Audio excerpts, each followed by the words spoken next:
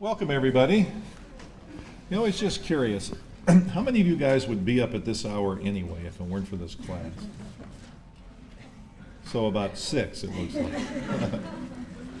Good. Well, I'm happy I could help the rest of you be up early in the morning, like Ben Franklin says, good for you. Before I introduce to the guest speaker, I wanted to announce that Monday we'll have a guest lecturer as well, somebody that you'll really want to see. His name is Brian Wansink. Brian is a professor at Cornell University, a professor of marketing, and has done a tremendous number of very interesting studies about the factors that drive what people eat. Factors like the size of the portions, how much is in a container, the shape of glasses, and things like this that end up in the press a good bit. So you probably heard about his work already. And he wrote a book called Mindless Eating that has received a lot of attention. So he'll be very interesting to hear from based on his own research. But then in addition to that, Brian was recruited to the U.S. Department of Agriculture to take a high position in a part of the USDA that establishes nutrition policy. So it'll be very interesting to hear him discuss how his academic and scholarly work comes together with public policy. And in addition to that, he's a very engaging speaker, so I'm sure you'll like him. So I'm very happy today to introduce a colleague of mine, Dr. Marlene Schwartz. Marlene is the Deputy Director of the Rudd Center for Food Policy and Obesity, and in that position has a key role in establishing the direction of the Rudd Center and coordinates essentially all the activities of the Rudd Center. She was trained at Yale University, has a PhD in clinical psychology from Yale, spent a number of years as director of the Yale Center for Eating and Weight Disorders. And so in addition to the work that she's going to talk about in schools today, she's an expert on the treatment of eating disorders, obesity, and various body image related issues. And then in more recent years has become very interested in children's nutrition, parents' role in shaping their children's nutrition, and the schools, and has been very heavily involved in the national scene about schools and nutrition. In the state of Connecticut, as I mentioned before, we have the strongest school nutrition legislation in the country. Marlene was very involved in providing the academic and scholarly basis for that public policy. She's asked to consult around the country on various school nutrition-related issues, and she'll probably talk today about her work on school nutrition wellness policies, school wellness policies. And there's an interesting history having to do with federal legislation and what actually happens on the ground in schools with this. And Marlene's work has been used for the basis of a number of interesting decisions regarding school nutrition around the country. It just so happens that a number of you, and I'm very grateful for all you guys sending me articles that you see and video clips and things like that, which are really nice. And a number of you sent me an article that was in the New York Times on Monday, and it was on schools and nutrition, and Marlene was quoted in that article. So let's please welcome Dr. Marlene Schwartz. So as Kelly said, I was trained here at Yale University. What he didn't mention is I was trained here at Yale University by him.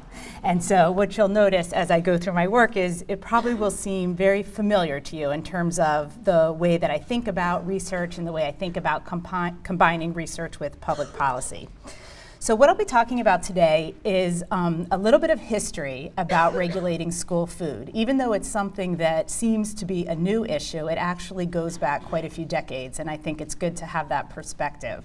Secondly, I'll be reviewing some of the research on how school food influences student nutrition and health. I'm going to give you a little directory of who's who in the school food movement in the United States and in the UK. And then share some of my own experiences in the process of trying to make local changes, and then discuss in more detail this newer phenomenon of school wellness policies.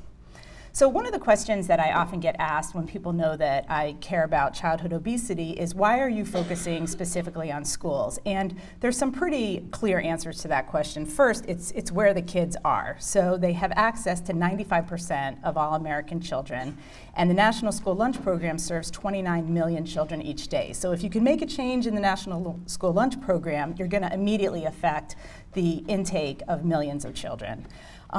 They also are subject to both federal and and state regulation, which means from a policy perspective, there are a couple of avenues through which you can try to make changes in the school system.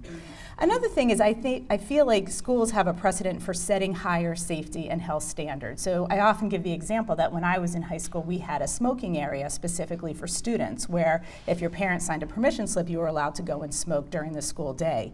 That was one of the first things that was banned, and that had to be done well before we started seeing things like no smoking in restaurants or other public buildings. And finally, schools are really the ideal setting where you can combine education with the environment and sort of teach children about nutrition, but then help them sort of live the lessons that you're teaching them while they are eating at school. So in terms of the history, this may come as a surprise to you who may have, not such terrific memories of school lunch, but the official school lunch, so the thing that had all the different components, the protein, the grain, the fruit, the vegetable, and the milk, has always been required to meet certain nutrition guidelines. So there really were rules about, the chili dog or the, chicken nuggets, where that meal did have to come together and meet these guidelines, which originated back, the National School Lunch Program was originated in 1946 and the breakfast program in 1966. So school meals have to cover 1/3 of the recommended daily allowance for calories, protein, and several vitamins, and iron and calcium.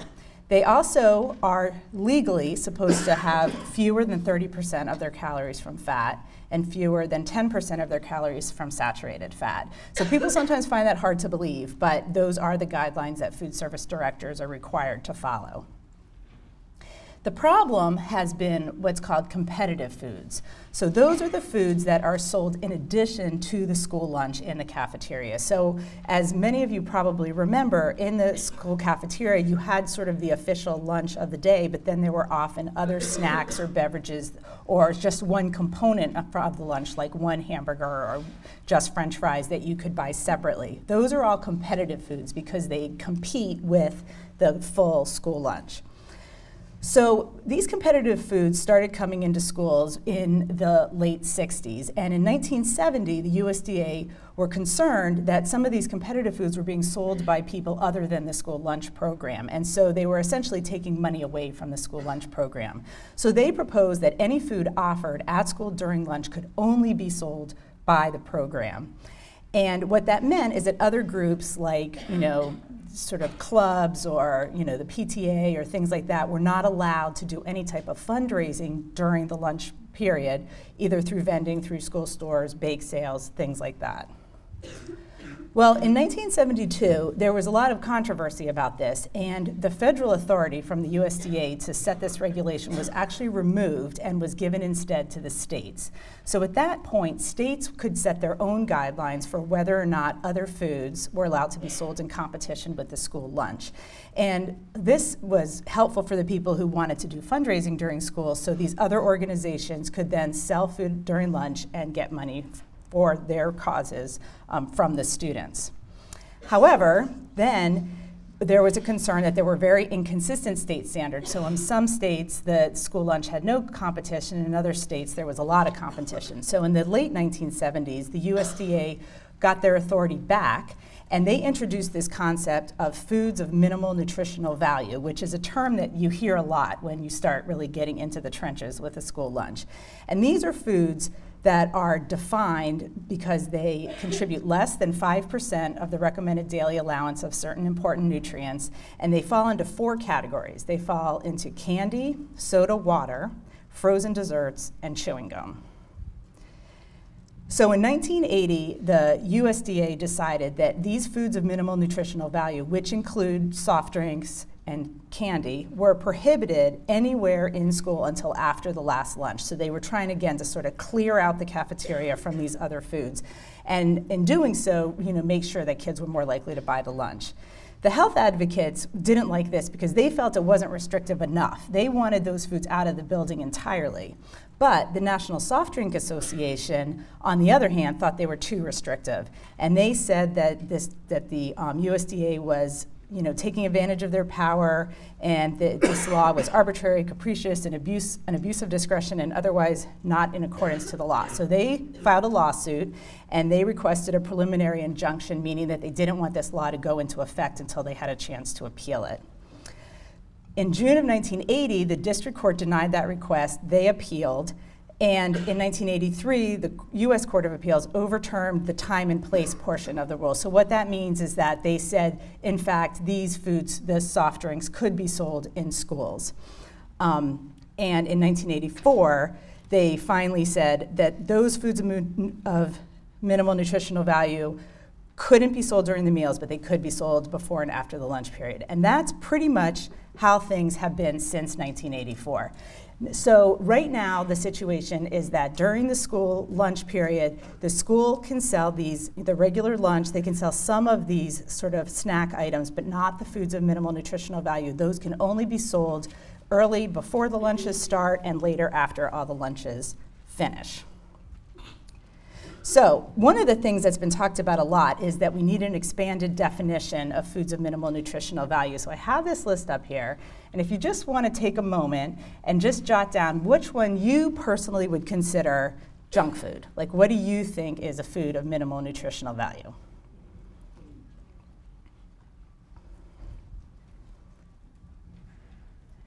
And then I'm going to show you which ones technically are foods of minimal nutritional value.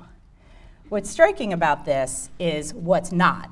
So French fries, ice cream, candy bars, cookies, chips, snack cakes, and donuts are all not considered foods of minimal nutritional value. So in other words, those can be sold during the school day and are not considered a food that is not a healthy choice for a child. So clearly, this list needs to be updated.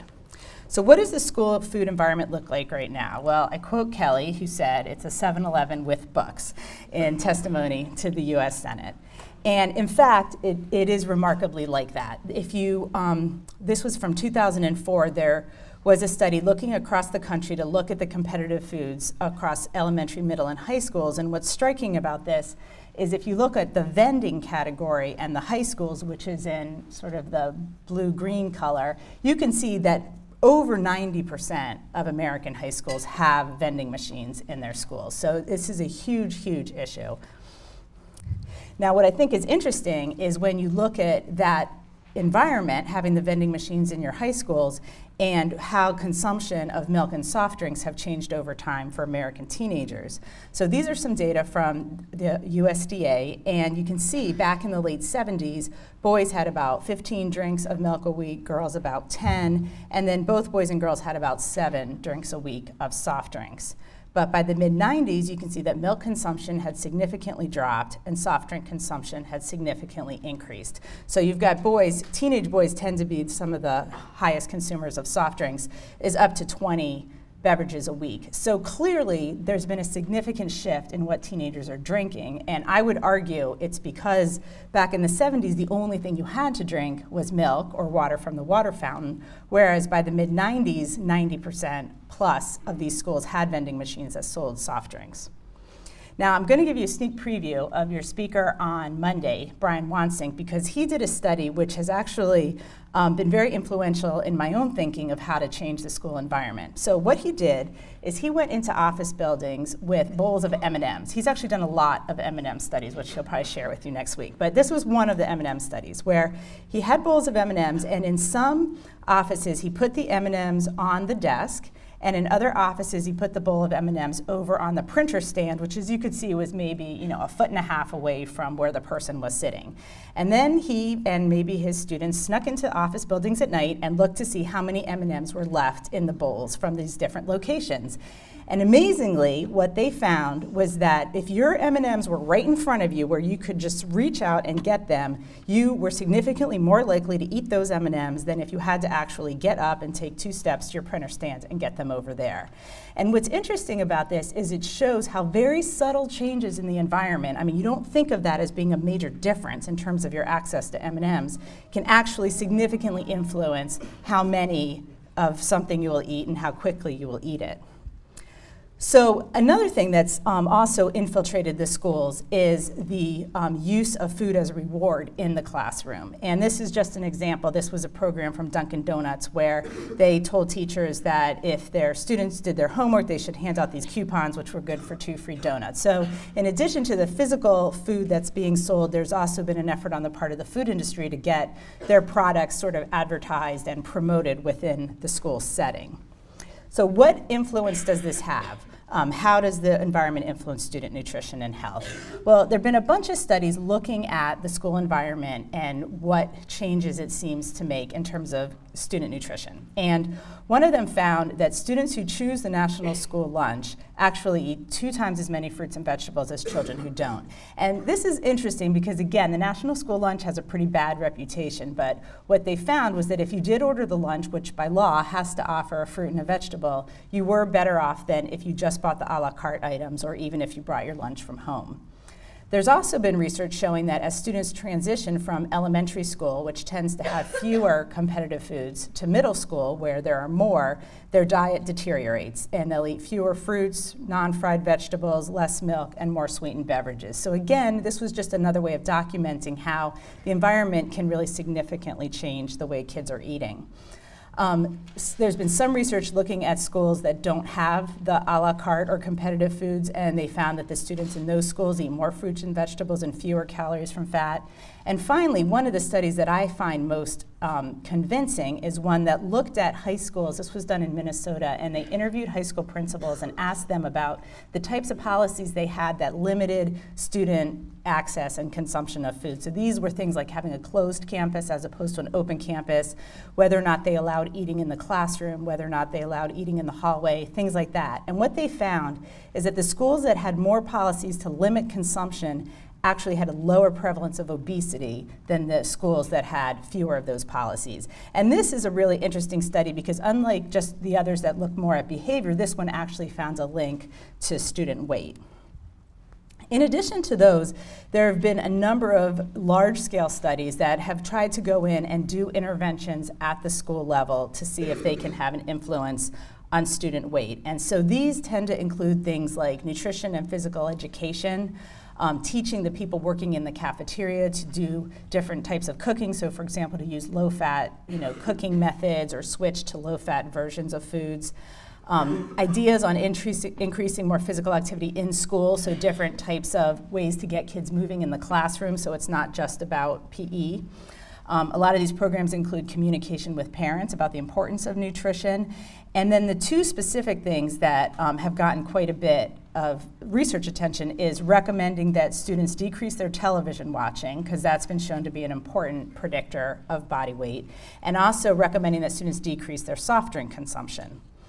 And when you look at the literature as a whole, there have been behavior changes documented in many of these studies. However, the research hasn't found that many strong changes in body mass index or in other types of physical measures, health measures. And so the field, I think, has been kind of frustrated because a lot of effort has gone into doing these sorts of interventions, and the findings haven't been as strong as researchers would have liked. But one thing that came through is that the best predictors of seeing a change in body mass index were decreasing soda consumption and decreasing television watching. Then very recently, a researcher named Gary Foster, who's at Temple University, published a study he did in Philadelphia with middle school students, where he found that if you go in and make a lot of these substantial environmental changes, he was able to document that he could prevent the onset of overweight in the students in the middle schools that got this intervention. So in other words, there was sort of the average rate of overweight that was going to happen in both schools, and then in the intervention school, he was able to decrease the number of students who became overweight in the 2 years of the study. He was also, and this is really important, able to show that he could reduce the number of students who developed type 2 diabetes. So it's interesting that this more recent study has been able to show an effect, and so I think that researchers have gotten better at assessment, gotten better at doing some of these programs, and have really, in his study in particular, had very strong policies as part of the program in terms of what they could provide in the school. So here's a sort of a quick tour of who's who on the school food issue. This is Jamie Oliver, and some of you may be familiar with him. He goes under the name The Naked Chef, and he has a lot of cookbooks. But a few years ago, he learned about the school food in the UK, and he was furious. He thought that it was absolutely appalling. And he has a very big personality, and he had a television show. And what he did is he used television and, quite frankly, humiliation tactics to really embarrass the government and persuade them to increase the funding for school lunches. So he is really credited with providing the political will to increase the amount of funding that schools got in Britain. Someone here in the United States who's been a real hero is Alice Waters. She is the owner and chef of Chez Panisse in Berkeley, California. She's also the mother of a former Yale undergraduate.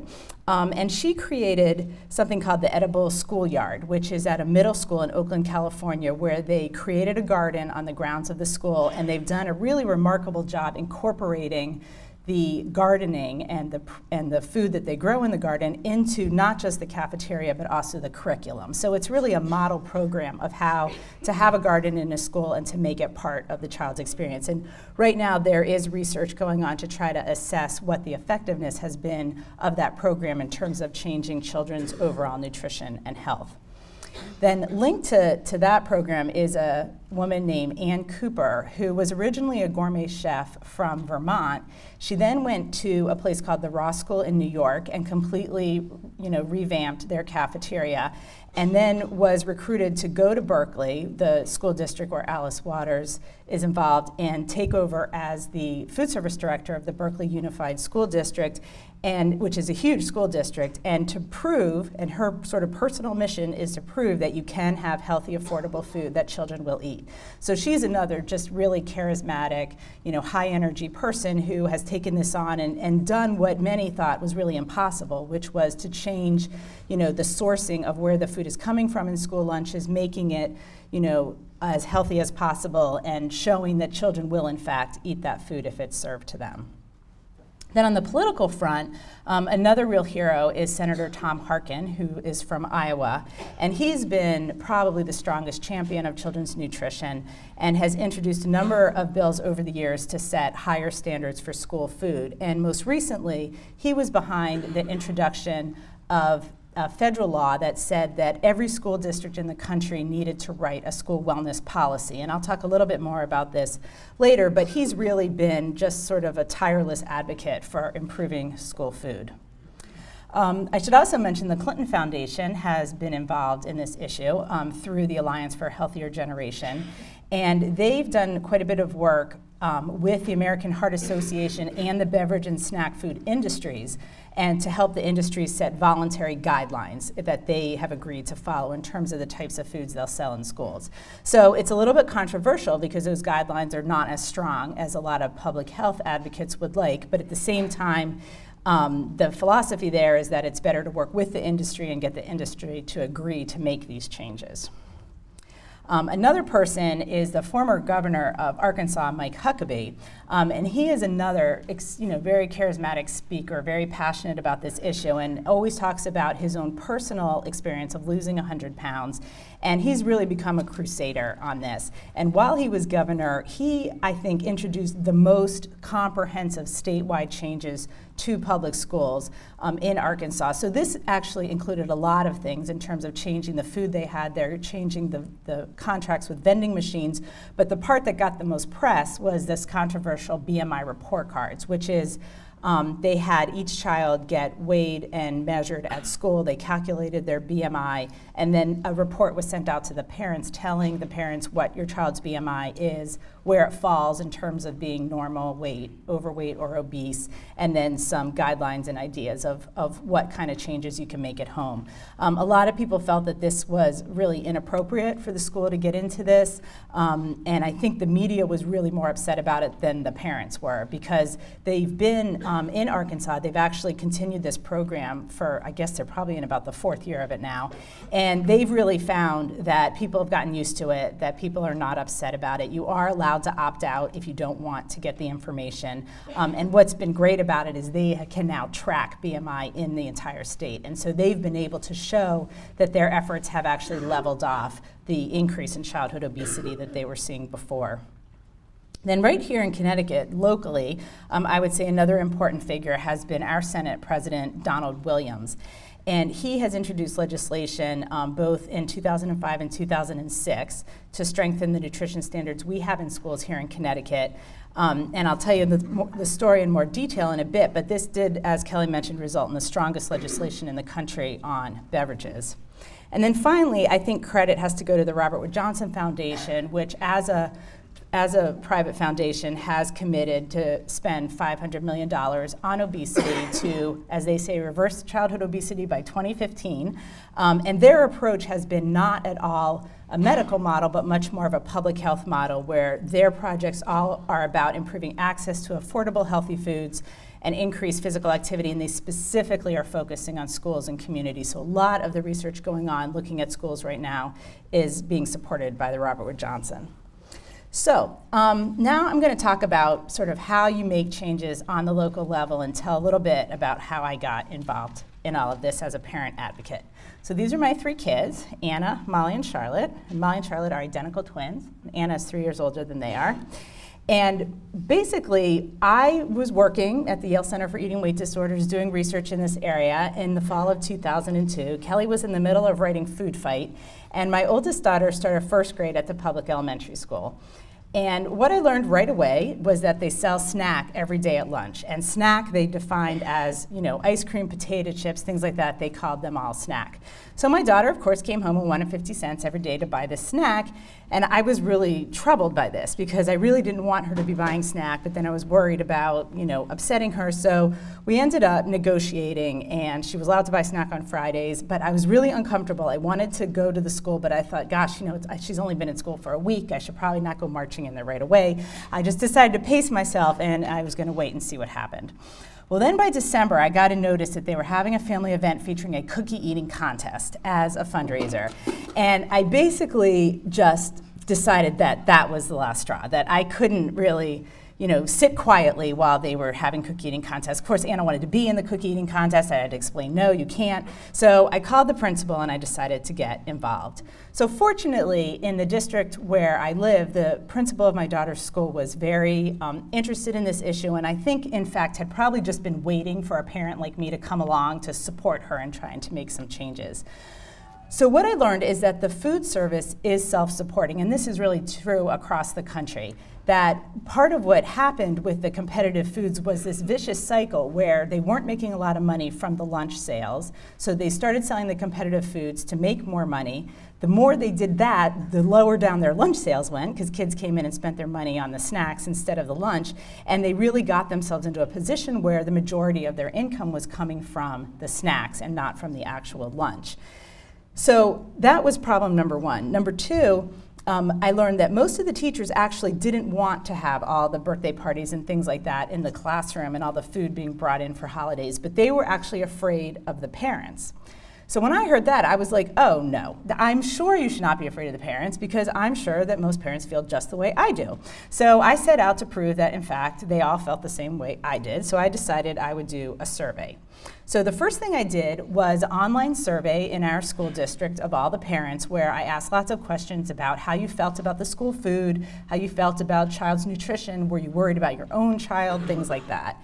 And what I found was that 92% of them said they did not want food offered as a reward in the classroom. And then about 2/3 felt that their child's diet wasn't as nutritious as it should be. And 62% said their child eats too many sweets. So I was gathering this information so that I could make the argument that most of the parents in my town actually were concerned about their child's diet, did think that their child was eating too much junk, and would like to see some of these policy changes. And so I got some comments that I was able to then take back to the Board of Education, people saying things like, I prefer to see only healthy foods in the public schools. The kids are exposed to lots of junk and calories. Please take the junk out of the schools. This is the most important thing you can do for our children. So I was pretty sure that this was going to be just fine. So the second thing that I did in working with the committee in my district is we did a nutrition survey of all the fourth graders, because this way I felt like I could show that the students really weren't eating as well as we would like them to. And we found a few things. The good news was we found that actually the children were drinking the right amount of milk. So it did seem that that was not a problem. These are fourth graders. Although we found that the children were eating about half as many servings of fruits and vegetables as they need, and they were eating nearly 3 times the number of cookies, ice cream, candies, fries, and chips as recommended. And I specifically looked at cookies, ice cream, candy, fries, and chips because those were the things that were being sold in the cafeteria. So with that information, the committee met with the superintendent, who suggested that we sort of pick our battles and we start with the youngest children. So we decided to focus on the elementary schools in the beginning. The food service director agreed to take out all snacks, which is pretty huge. So no snacks whatsoever. So just the school lunch, and then introduce some new lunch options, things like wraps, soups, and salads, so that there were more healthy options there. Then the principals were still scared of the parents with the snack foods being brought in for birthday parties and things like that. So rather than saying parents were not allowed to do it, they sort of politely asked parents to please bring in healthy snacks for birthdays, and so they would see how that would go. Well, here's my advice to anyone who ever tries to do this, is be prepared for negative responses. Because on the one hand, most parents were very happy to see the food service change its behavior. But what I learned was the teachers were right, that once parents were asked to change their own behavior, they felt very differently. So first, I was called the cupcake police, and someone sent me this cartoon. And then I started getting emails with different complaints. So I have a few quotes of some of my favorites. One is, there are so many rules and life seems like less fun nowadays for kids. Even in the Bible, they celebrate with food. Then there was, this is America, where we continue to fight and die for the basic rights of freedom. If parents and students choose to drink whole milk and eat ice cream, they retain the right to do so. This was really interesting because it was really showing that this wasn't so much about food. This was really about, this is America and we have rights in this country. And then I got the, come on, birthdays are only once a year. So I started thinking, okay, how can I respond to these? So the first thing I did is I started going around to all the different parent organizations and doing presentations for the, for the PTOs and try to explain the rationale behind this. And I did come up with this slide to address the only once a year, because what I was realizing is that parents think of their own child's birthday, but they don't necessarily think about everybody else's child. So I made this slide to show all the things that happen only once a year. And then I added in all the birthday parties, and then I added in all the cupcakes. So what it really showed is that in the life of these elementary school kids, they are actually exposed to a lot of these foods. And even though taken individually, it seems like they don't happen that often, that put together, there are a lot of events where kids are fed these foods. Then came the really hard part, which was having to walk the walk. So after making a big fuss, I mean, everyone in the whole town knew who I was because I made such a fuss about these parties. My daughter's birthday's in July, so at the end of the spring semester, they say all the summer birthdays can, come in and have a party to celebrate their birthdays. Of course, my daughter wants to bring in cupcakes. So I was put in this very difficult position where I had to say to my little, 6 going on 7-year-old, I'm sorry, honey, but mommy can't be seen bringing cupcakes into the school. We need to come up with a new solution. And so this was really tricky, and I tried to think of something, and I came across, and now it's actually fairly well known, but a while back this was one of the early stages in, this is called edible arrangements. You all have probably seen these products before, but they make these fruit bouquets where they cut up the fruit. It's very beautiful. It looks like flowers. It easily costs 10 times as much as a package of cupcakes from Stop and Shop, but I had a point to make, so money was no object. And so Anna and I, we went online, we checked out the website, we picked out the arrangement, I drove to East Haven, I picked it up, and I was all ready. And having talk about walking the walk, I have to share with you that one of the most terrifying moments in this whole thing was walking down the hall from the parking lot to my child's classroom thinking, if those kids don't like this fruit bouquet, I am in big trouble. And so I just had to keep trusting that it was going to be okay, and I got there, and good news, there's a very happy ending to this story, that the kids saw it, they came running over, they were completely excited. This little girl named Megan, who I will be clapping loud when she graduates someday, was the first one to come over and say, wow, you're so creative, that's so great. And so the kids lined up and they were completely fine. Nobody said, where are the cupcakes? Nobody was disappointed. They truly did not care. There were a bunch of first graders. There was a novel, sort of interesting thing coming in. They were allowed to eat it. And I learned a really important lesson, which is in a lot of this, it's the parents who are so scared of disappointing the children or having the children, get upset with them, that they really are afraid to try new things. And so that was, I think, an important experience in all of this. So then another one of the things that I heard was, you're going to make things worse by taking the snacks out of the school, because this is going to lead to children binge eating on those snacks at home. So that's an empirical question that we were able to answer. So fortunately, because I sort of knew that these snacks were going to get removed the next year, before the end of the school year in 2004, I went in and I did an assessment asking kids about the snacks they ate at school and the snacks they ate at home. And I was able to show that, as you can see, they're eating a lot of snacks at home and they're eating a lot of snacks at school. So the home is the ice cream cone, the school is the red part on top of that. So then in the second year, I redid the survey at the same time, year 2, and found that consumption at school had gone down, obviously. I mean, it wasn't being sold there anymore. But home consumption was staying the same. Now, what's interesting about this is some people say, well, home consumption should have gone down. Like somehow we should have, made children stop thinking about ice cream altogether. Well, that didn't happen. But what's more important is home consumption did not go up. So it wasn't as though the children knew, somehow were aware that they'd been deprived of their ice cream at school and ate twice as much at home. They ate the exact same amount at home as they'd eaten before. And we did this for several products, and it was the exact same finding. This is potato chips. This is frozen desserts. This is cookies, brownies, and donuts. So we consistently saw that children were not doing this compensatory behavior that people were worried about. And interestingly, we did see that some of the healthier snacks were increasing in consumption at home, like granola bars, low sugar cereals, and baked chips. So it seemed like we were also observing kind of a cultural shift in terms of what people saw as appropriate snacks for their kids.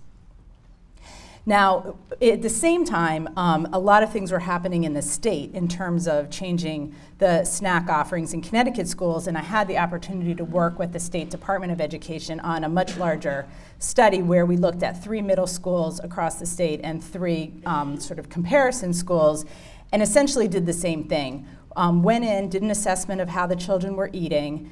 The next year, removed the unhealthy snacks and beverages from the school, and then at the end of that year did a second assessment of the students to see how they were eating.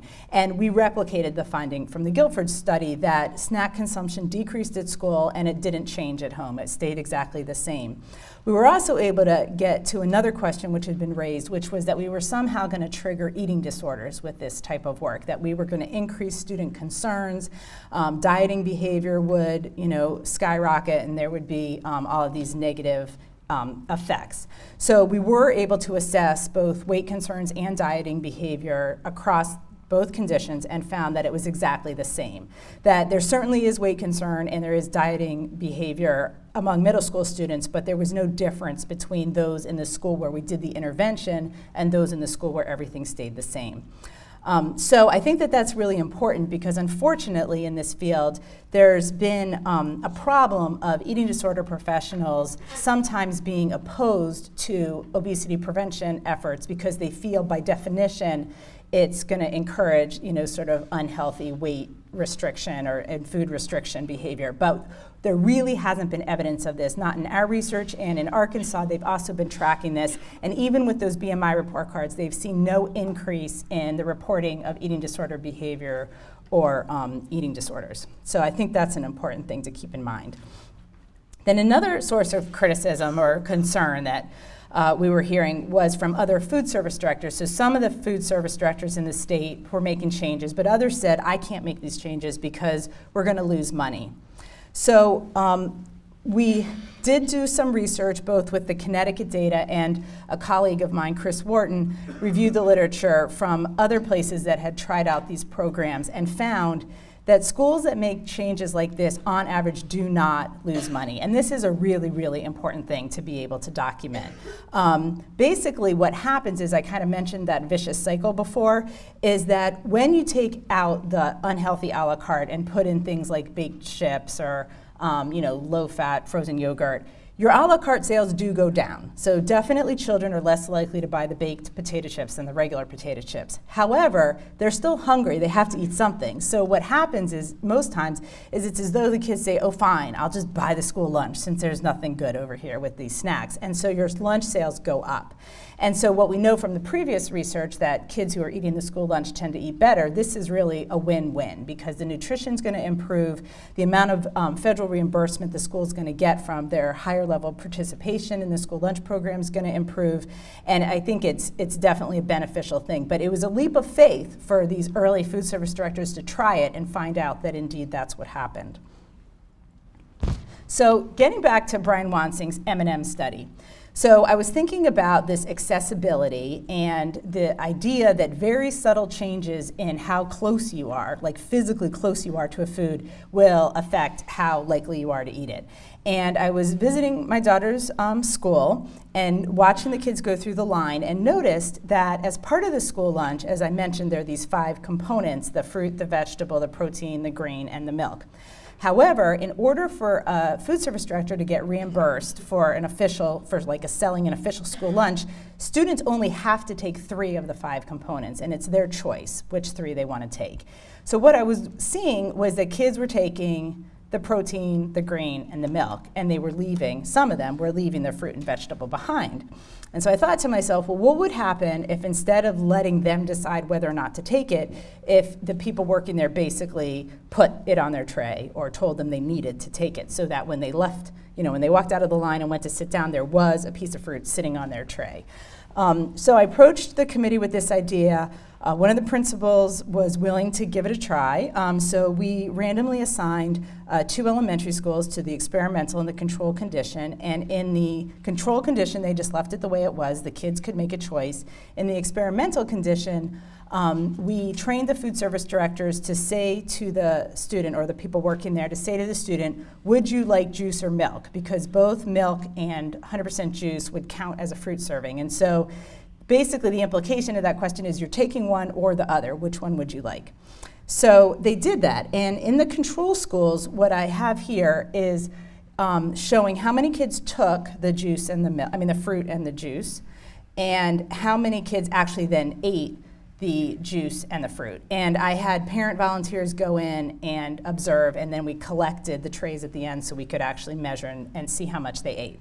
So what you can see is about 65% of the kids took either the juice or the fruit, and 45% then ended up eating both the juice and the fruit. In the intervention school, it was much, much higher. So the kids really responded just from this verbal prompt, would you like the fruit or the juice? Kids took it with, close to 100% actually taking it. And then, interestingly, the same proportion of those kids ended up eating it. So you ended up, instead of 45% of the kids eating the fruit serving, it was closer to 65%. So what was really surprising and contrary to what people were saying is that the children who chose their fruit, who actually, sort of their own volition picked it up, were just as likely to eat it as the children who were served the fruit. So people had thought that if you served it, that you'd end up wasting, a lot more, because all the kids who wouldn't have taken it anyway would throw it away, and that's not what we found. The proportion was the same, 70%. And so, it's notable, though, that because so many more kids were taking it and the proportion was the same, the percent that got thrown away did result in, sort of at the baseline, more fruit getting thrown away. So it's bigger numbers to begin with, but at the same time, that I think the important point is, at the end of the day, more kids ended up eating it than not eating it. So this was published last year, and this study got a fair amount of attention, and I think is being replicated in other places, because this idea that, that subtle intervention can actually increase fruit consumption, as opposed to all the effort it would take to do, sort of nutrition education and, imploring children to eat more fruit, just putting it on their tray may end up being the most effective way to do it. So now I'm just going to review what's happened here in Connecticut in terms of school food policy from 2005 to now. So as I mentioned, we have our hero, Connecticut Senate President Don Williams. He had, and here, wait, let me back up. He had introduced this bill in 2005 that set very strong nutrition standards and was going to cut out a lot of the snack foods, all of the sugared soft drinks. And he got it through the House and the Senate. It was approved. It went to the governor's desk, and then Jody Rell in June of 2005 vetoed it, which I personally was devastated when this happened. And one of the things she said was that Connecticut has a proud tradition of local control. And those are sort of code words for politically really leaving things up to the local individuals as opposed to the state or the federal government making these sweeping policy decisions. So she said that what she would prefer is that instead of us having a state law, the local districts should write their own school wellness policies, and this is at the same time as the federal mandate was coming out to do this, and that would be the best way to handle the situation. So during this time, these were due actually September 2006, but the idea to start writing these policies actually came out a couple years earlier. Every district in the country, and so obviously every district in our state, was required to write a school wellness policy which had to include certain components. First of all, it had to be created by a committee. It couldn't just be written by the Board of Education or the superintendent. It had to have a committee that included parents and the food service director and administrators and students. So it was supposed to be a representative group. And it needed to include goals for nutrition education in the school. It had to include nutrition standards for all the foods being sold in the school.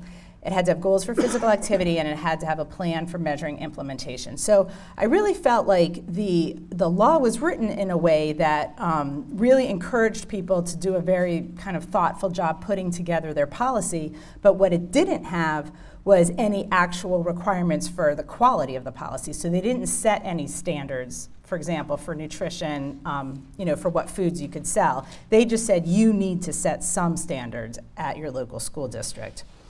So the concern that I had was that these may not work similarly across the board, that there might be some school districts that take this really seriously and write a really fabulous policy and end up with a much improved school food environment, and there might be some districts that don't have the time or the resources or the interest to do more than the bare minimum and basically just write a policy that really doesn't say anything, and then there would be increased disparities, that you'd have some districts with great policies and a district next door with terrible policies, and you'd end up with this really big difference. And my original hypothesis was that I thought it was going to be the low-income districts that were going to have the worst policy. I was sort of imagining here in Connecticut, we have parts of the states that are very wealthy, parts of our state that are very wealthy, and I thought of them having these really great policies, and then other cities in our state that are really low economic areas where I was worried that they just wouldn't have the ability to focus on this as an issue, and they would end up with worse policies. So we submitted a grant to the Robert Wood Johnson Foundation to study this, and we're funded to do that. And so what we did in 2005, 2006, so this is the year before those policies went into effect, we did a baseline assessment where we surveyed the food service directors to find out what they were selling, and we surveyed the principals to find out what kind of policies they had. Then the next year came along. The wellness policies were due at the beginning of the 2006 school year. So we then did a follow-up assessment. So that first year that those policies would have gone into effect, we again did a food service director survey and a principal survey. And then we collected all of the policies from the entire state. And there are 151, if you ever need to know this. There are 151 school districts in the state of Connecticut. So we collected all of those and proceeded to try to evaluate them to see how strong they were. And then we looked at what was called the macro level variables, so the demographic variables of the districts, to see if there was a way of predicting who had a better versus a worse policy. So as I said, my hypothesis was that the poorer districts, the more urban districts, were going to end up with worse policies, and I imagined that some of the wealthier districts would have stronger policies. So we ended up looking primarily at variables like the population of the district, how big it was, the percentage of kids in that district with free reduced lunch, so that's sort of an index for income. We looked at the racial and ethnic composition of the district. And then, thanks to that parent comment, the "This is America, land of the free" one, I thought, it'd be really interesting to look at the political landscape of the district, to think about whether the proportion of Democrats to Republicans actually has an effect at the local level, in terms of that general belief that it's an appropriate or inappropriate thing for the school district to be setting strong policies. So what we found at baseline was contrary to another thing which I had thought. There was no clear association at baseline, so this is before the policies, between the macro level variables and the food environment. In other words, in Connecticut, the food environment was just as bad in Greenwich as it was in Bridgeport. It was basically bad everywhere. And so that was sort of an interesting first thing that we learned. We also learned that 3/4 of the districts didn't even have a policy, and very few had things like guidelines for classroom parties. It was only 6%. Very few prohibited food as a reward. That was only 13%. And the majority, 85%, said that they currently sell unhealthy snacks. So that was kind of the picture going into this.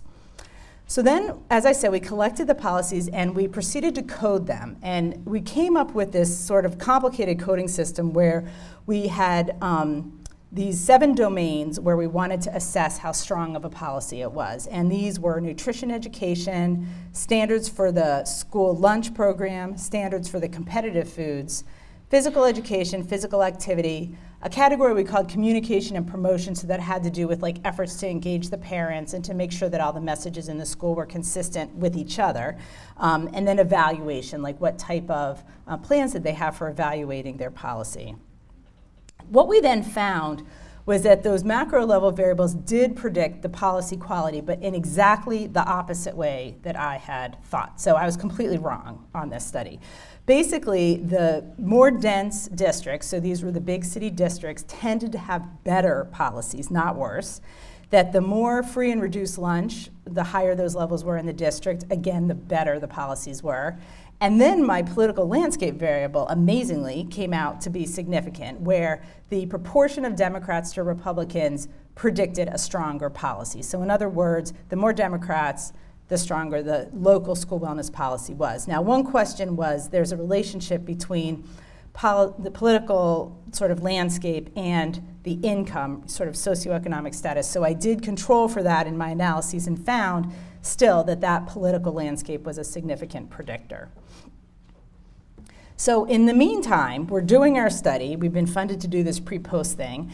And then Senator Williams introduces this new bill that I mentioned before, where after the one that got vetoed by Jody Rell, he separated the nutrition and the physical activity parts of the bill.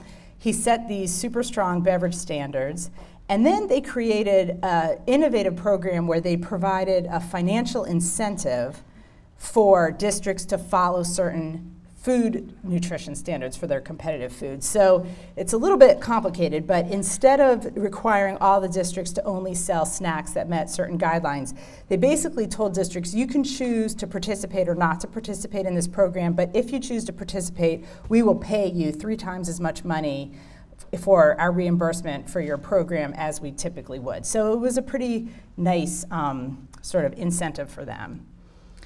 Then, just from a strategic perspective, I think Senator Williams, having gotten his bill vetoed the year before, did a lot of things up front with this bill. He secured a promise from Governor Rell that she'd sign it. He got a lot of support from the PTA. CABE is the Connecticut Association of Boards of Education, and the superintendent's group. So he was able to really get a lot of support on the ground. And what was nice, as Kelly mentioned, a lot of our research that we've been doing with the Department of Education was really helpful to kind of reassure the food service directors that they would be able to continue to be financially solvent and that the students would buy the lunches. So the law changed in July. The vending machines were emptied out and filled with only juice and water. So this was all great news from Connecticut, but in the meantime, I was still doing my study.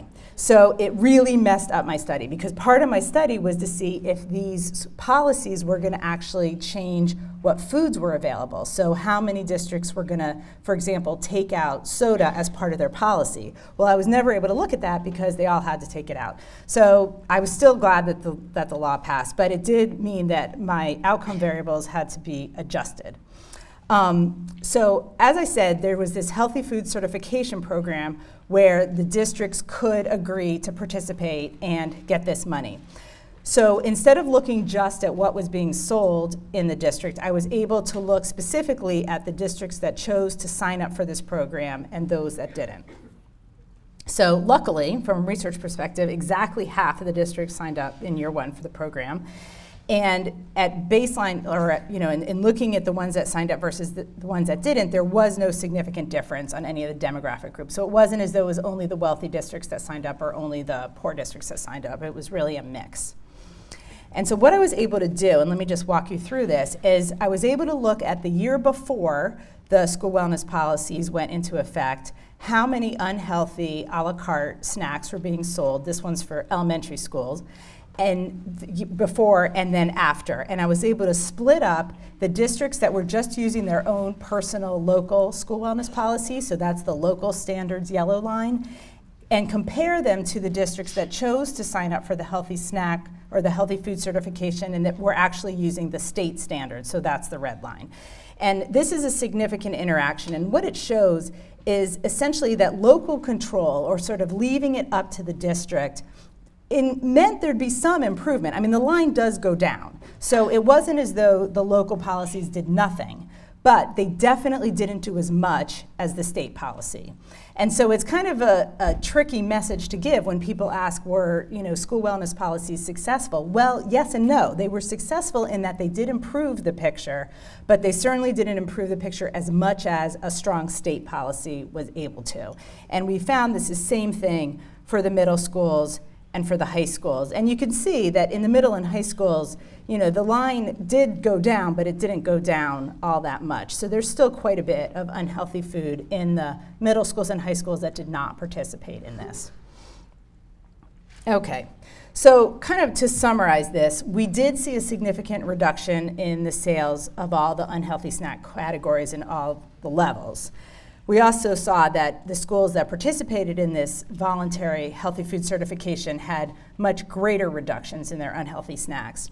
And finally, we found that the strength of the policy, so this gets back to our coding system, where we looked at how strong the language was. Like, did it say things like, the district shall do such and such, or did it say the district should do such and such? So we really coded carefully to see how the policy was worded and whether it was kind of a suggestion or whether it was really requiring change. And what we found was that the strength of the policy, so this was how many of their statements were required, did significantly predict the reduction in unhealthy snack sales. So the next thing we did is we put together, and this is Guilford's, is we put together a report card for every district in the state, and this is sort of the summary of their scores on each of those domains I mentioned. And we divided into two things. This is a little bit complicated, but if you focus on the strength side, the strength side shows really the proportion of statements that they had that were these really strong statements that set requirements. The comprehensiveness gives them credit for any statement. So if they say something like, we recommend that teachers not use food as a reward, they would kind of get a point in terms of comprehensiveness, like they covered that domain. They would not get a point in terms of strength.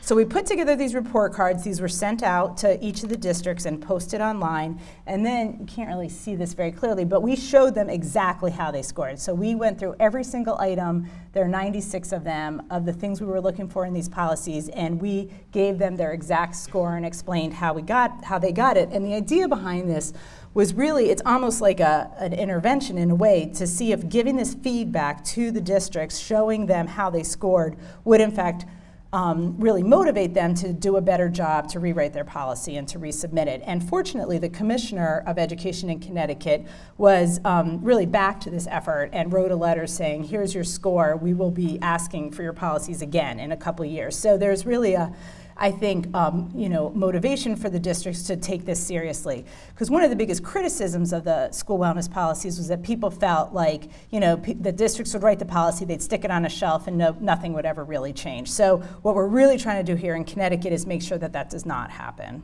So this just shows all their complicated feedback they got. As a state, this kind of gives you an overview. On average, as a state, the state didn't do particularly well on our we have a tough coding system, so we really wanted to set the standard as high as possible. But as you can see, a lot of these scores are in the 30s, a couple in the 40s. Interestingly, the highest mean, 49, for our coding system in the state was for the other school food and beverages, and that was really because the ones that signed up for the healthy food certification got pretty high scores for doing so. So I'm going to just wind down now and review some of the key arguments that have come up in all of this work trying to make changes in the schools, and think about the type of research that we've been trying to do to combat these. So one of the key arguments that you'll hear is these, what I call only statements. Students only eat 5 meals a week at school. Students drink only 1 can of soda a week from the school vending machines. That second one was said about 4,000 times when Williams was trying to get the soft drinks out of the schools. They kept saying it's only 1 can of soda a week, as if that was a reason not to do anything. So I think when you hear those kinds of arguments, you need to come back and say, there are a lot of factors that contribute to childhood obesity, just like, the responsibility is really spread among all these different things. But just because one factor is not solely responsible doesn't mean that they aren't in part responsible. And so it's really making the argument that everybody needs to take responsibility instead of always saying it's not our product, it's not our responsibility. Another thing that comes up a lot is this idea of parents as the gatekeepers. So the people who fight against making changes in schools will say, parents can tell their children not to buy unhealthful foods. Or I got an email, basically saying, tell your first grader that when somebody comes in to celebrate their birthday in the classroom, not to take a cupcake. They should just not take one. They should say no, thank you. Well, that's kind of ridiculous, obviously, but it's also just this philosophy that it's really all up to the parents, and that parents should really be setting a better example. So I think the argument back there is to say, you're right, parents are responsible, but the role of the school is to back parents up, is to sort of do everything it can in order to provide an environment where parents' job is easier and where you're really supporting parents, as opposed to an environment where you're forcing parents to essentially, teach their children that they have to fight against the environment at school, that's just making parents' jobs harder. There are also arguments about education, that we need more nutrition education. You hear that all the time. We need to teach children to make good choices by providing a range of choices. So in terms of the education, the argument I typically make is that there's no evidence that this is being caused by a lack of education. That you don't see a rise in childhood obesity over this short period of time because suddenly people forgot that they should be eating fruits and vegetables, or forgot that they shouldn't be eating too much junk food. So it's a pretty easy argument to come back with, that people know, even small children know what a healthy which is a healthier choice.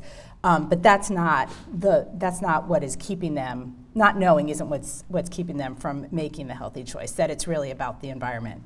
And then this other argument, which is really interesting, that you can't teach children to make good choices unless they have a range of choices. Kelly once said something that really stands out in my head for responding to this one, which is, you don't teach children not to smoke by selling cigarettes in school and then teaching them not to buy them. That you just have to keep it out of the school altogether. And so I think that is a pretty good response. Then, people get kind of personal and start calling you names and say you're big brother, or that this is the nanny state. And so that sort of gets back into this political ideology of what is the role of the state in making policy about personal things, sort of going back to what Rogan Kirsch was talking about last week.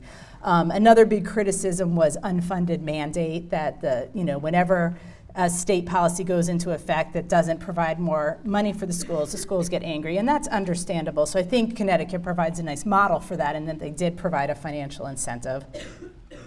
And then finally, there's just sort of the basic belief that schools should have local control and that parents should have control over what's happening in their district. So the plan at the Rudd Center is to continue to really refute each of these arguments as they come along, to systematically do studies to try to test out some of these ideas and show that the school environment really does make a difference, and then to find ways to frame these messages as we talk about it in public or in testimony or to the media so that they can really appeal to all the political groups. I mean, one thing I've learned is I'm really good at convincing people who think the same way I do that this is a good idea. What I need to get better at is convincing people who don't think the same way I do so that we can really change the sort of shift social attitudes to support these policies. And actually, that's it. So I'm happy to answer questions or comments. Yeah.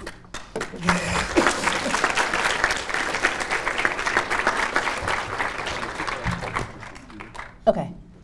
Mm-hmm.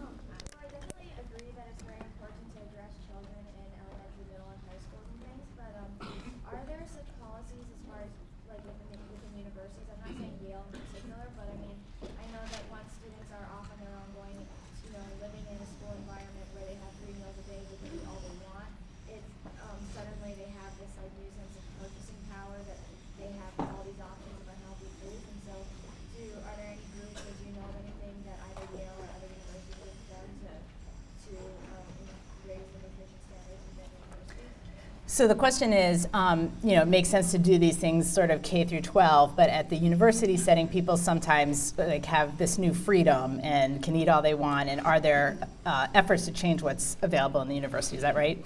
I have not heard of universities looking at this from specifically a nutrition perspective. I mean, certainly Yale has done a lot in terms of sustainable food and things like that in education, which I think is linked. I mean, I think those will have positive health impacts. But the only thing that I have heard, which wasn't specifically for eating or weight concerns, but I have a funny feeling might impact it anyway, is the University of Virginia was getting rid of their trays so that students had to actually carry their plates.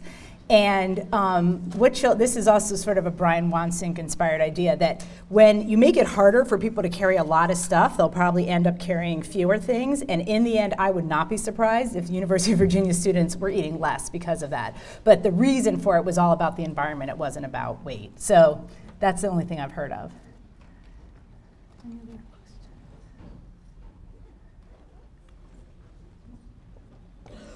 Okay, no other questions. If anybody has questions, you can come up and talk to Marlene individually, and let's thank her again for coming.